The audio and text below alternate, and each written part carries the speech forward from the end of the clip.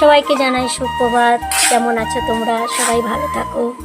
তো দেখো বর্মশাই উনুন বানানো কিন্তু শুরু করে দিয়েছে, দেখতেই পাচ্ছো। এই উনুন বানাতে গেলে কিন্তু অনেকটাই কষ্ট হয়, সময় লাগে। তা বর্মশাই ধীরে ধীরে করে সব উনুনটা বানিয়ে নেবে।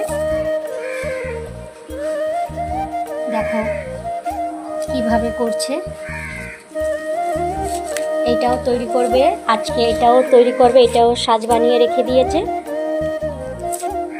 এইটার উপরে কিন্তু এই জালটা যাবে, দেখতেই পাচ্ছ এই জাল, এইটা যাবে কিন্তু।